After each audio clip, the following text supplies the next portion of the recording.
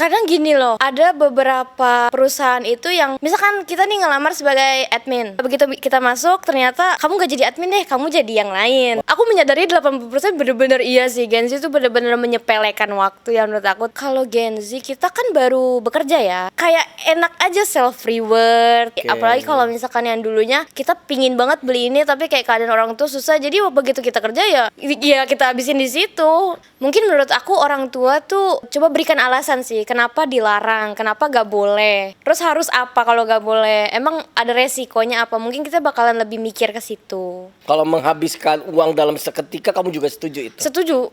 Apa? Aku bingung juga sih.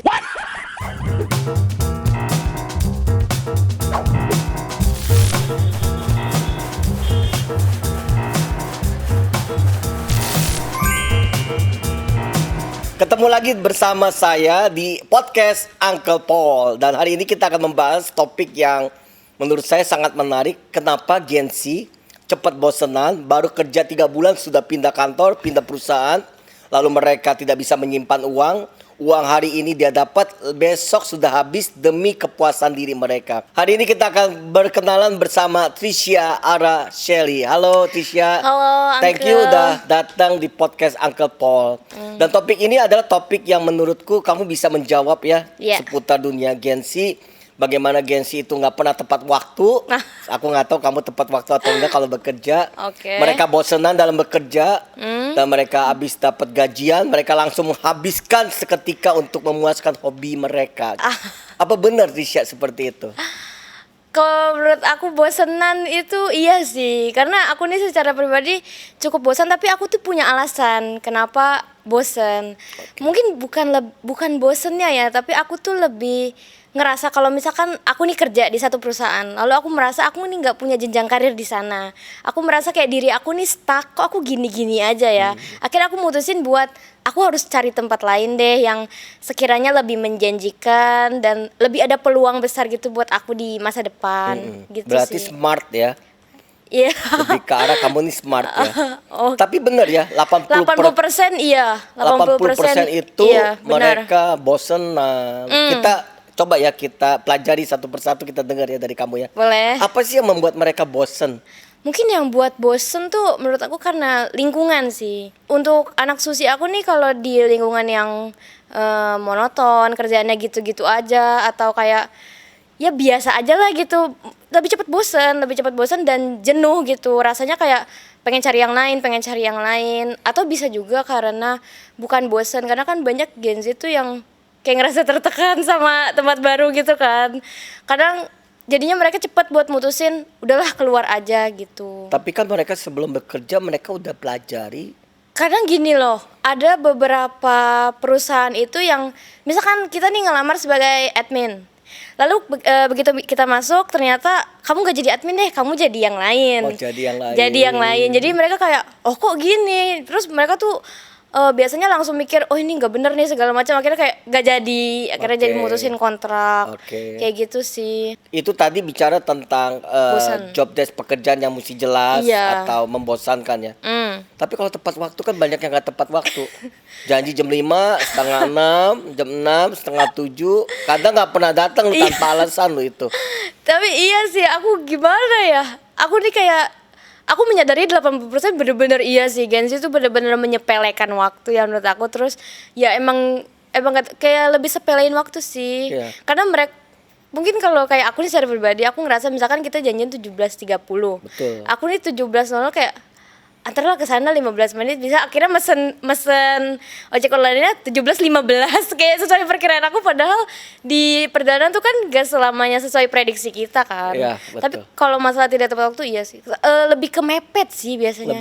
Mepet, iya, misalkan janjian jam 6, datangnya ya 5.58. Mepet aja sih. Kalau menghabiskan uang dalam seketika, kamu juga setuju itu? Setuju. Apa? Aku bingung juga sih, karena mungkin kalau Gen Z kita kan baru bekerja ya, kita kan baru pengalaman nih bekerja, dan kayak enak aja self reward, beli sesuatu buat diri kita sendiri. Apalagi kalau misalkan yang dulunya kita pingin banget beli ini tapi kayak keadaan orang tua susah, jadi begitu kita kerja ya kita habisin di situ. Ya, Belum ya. ada, menurut aku kayak mungkin belum ada pikiran buat kedepannya untuk saving, investasi segala macam itu kayaknya belum sih. Jadi setuju ya, Setuju Trisha, sih. kalau Gen Z itu adalah generasi yang udah masa bodoh Iya. tentang masa depan, tentang pekerjaan, tentang keuangan. Mereka masa bodoh, setuju ya? Masa bodoh, iya sih. Iya sih, mereka masa bodoh sih tentang pekerjaan, tentang keuangan. Karena kayak pikirannya masih muda. Banyak tuh orang yang kayak kan Gen Z, namanya juga Gen Z ya guys ya. Kita tuh mikirnya kayak kita nih masih muda, kita masih punya banyak waktu untuk mengejar karir segala macamnya gitu. Oke, tapi menurut Uncle ya ada satu Gen Z yang punya ciri khas yang sangat kuat. Apa tuh? Songong, so tahu, ya.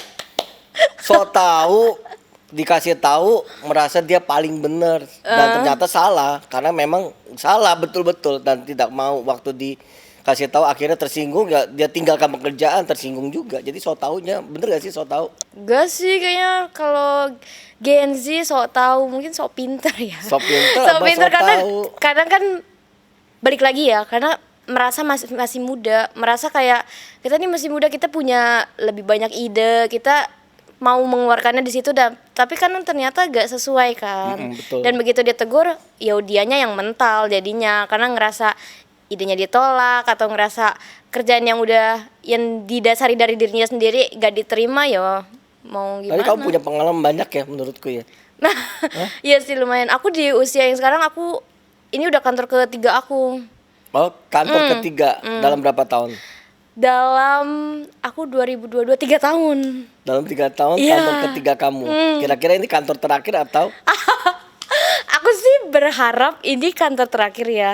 Tapi balik lagi yang kayak tadi, kalau misalkan aku ngerasa aku nggak punya jenjang karir di sini, aku ngerasa aku stuck dan lain sebagainya, aku bisa aja Ya, untuk kira-kira bos kamu nonton loh ini. ya Pak, halo. Oke.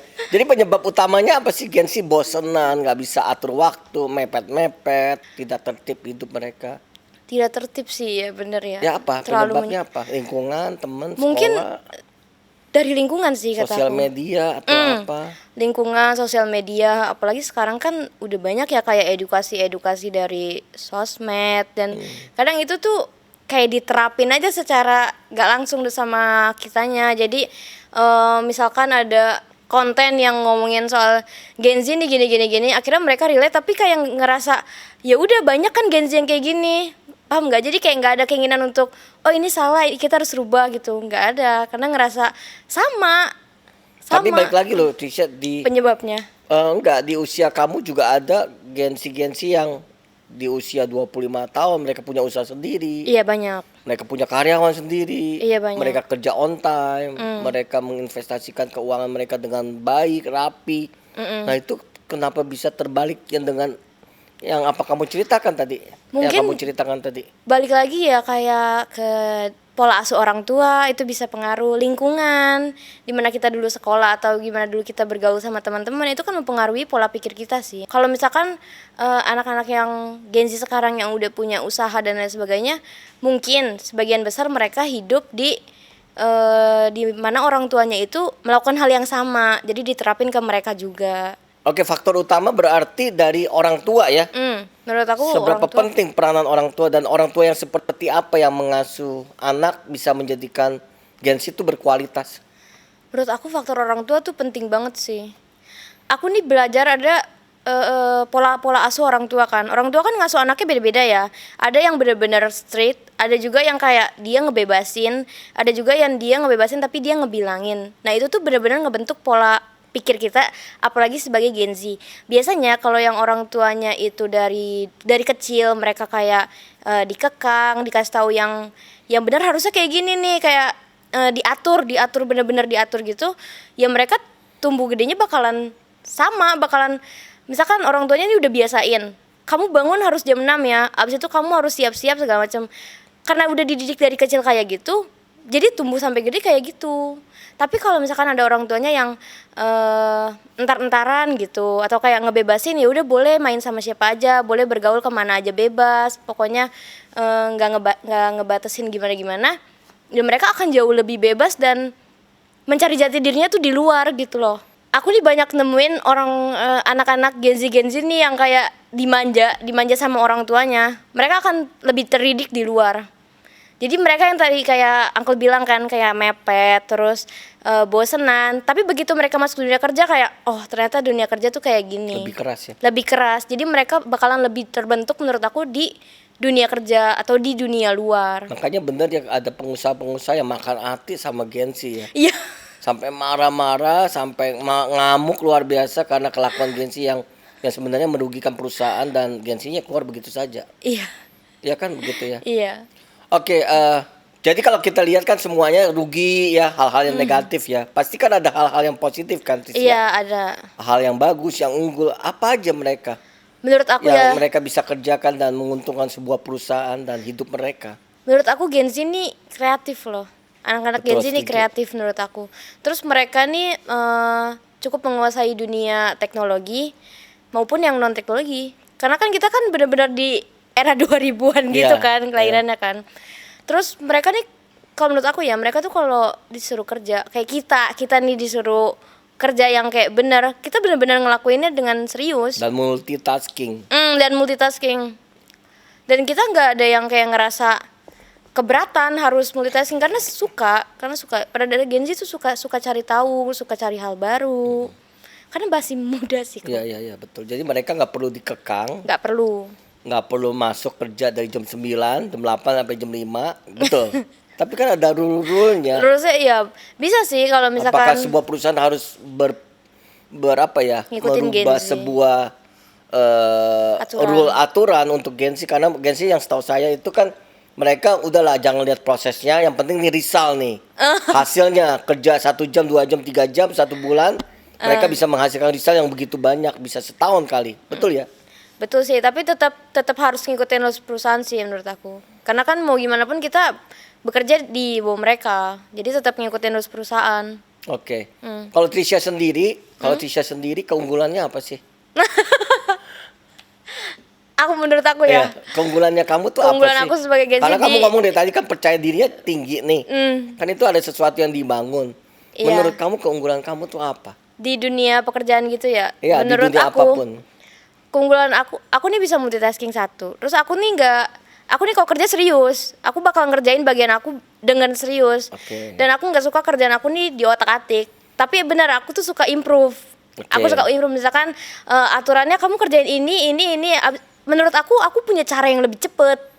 Jadi aku ngikutin cara aku gitu. Terus aku nih suka apa ya? Suka ngasih ide aku kayak gimana kalau kadang aku ada pengalaman di satu kantor aku tuh malah diskusi sama direkturnya yang kayak aku ngasih masukan buat kantor ini padahal aku nggak ada kontribusi yang penting Tapi diterima. tapi diterima Berarti ide kamu bagus toh. diterima Oke. iya.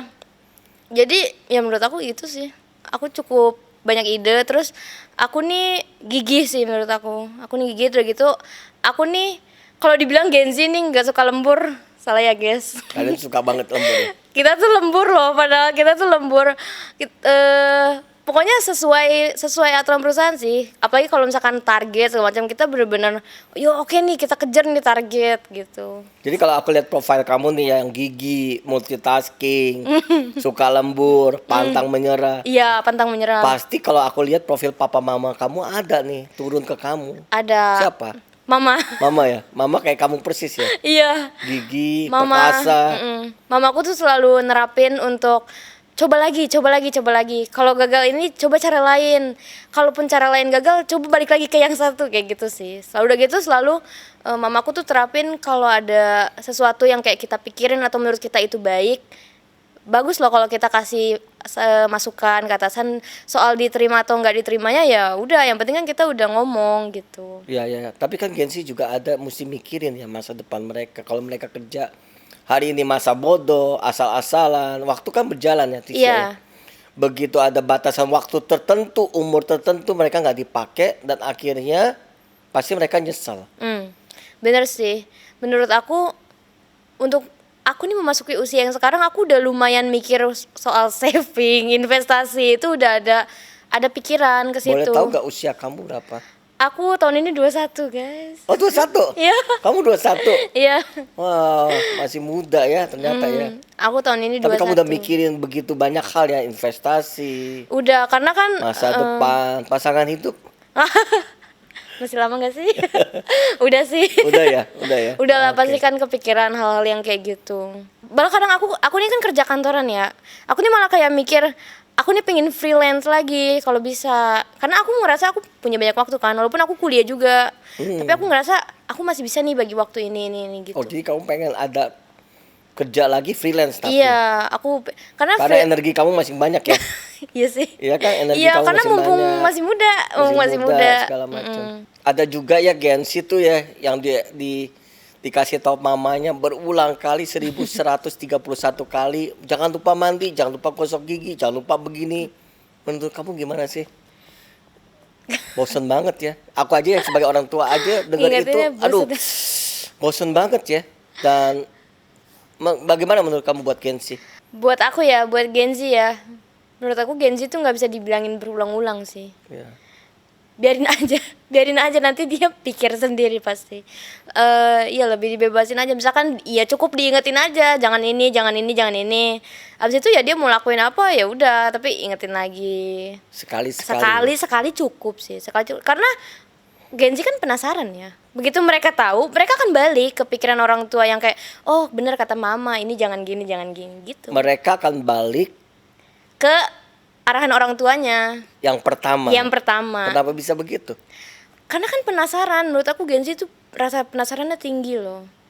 Kita tuh bakalan cari tahu apa yang kita nggak tahu. Kita bakalan benar-benar berusaha walaupun banyak kayak larangan, contoh kayak larangan kayak diingetin gitu, jangan. Tapi ya kalau kita nggak tahu, ya kalau kita nggak coba ya kita nggak tahu gitu. Tapi begitu kita coba dan ternyata omongan orang tua itu benar, kita bakalan oh iya benar omongan orang tua kemarin, udah kita cukup pengen tahu aja sih. Pengen tahu aja ya. Berarti kita mesti kasih tahu juga ke orang tua jangan berulang kali. Iya, jangan berulang kali guys. Mungkin menurut aku orang tua tuh coba berikan alasan sih kenapa dilarang, kenapa gak boleh. Terus harus apa kalau gak boleh? Emang ada resikonya apa? Mungkin kita bakalan lebih mikir ke situ. Oke, kira-kira ada pesan nggak buat Gen Z yang nggak mau atur waktu, asal-asalan hidup, nggak mau nabung, santai, ditoel sedikit tersinggung, keluar. Menurut kamu gimana mereka itu? Ada guys, pokoknya pesan dari aku nih harus bertahan, terus pokoknya tahan banting aja deh, tahan banting, terus saving itu penting karena kita nggak ada yang tahu ya ke depannya kayak gimana.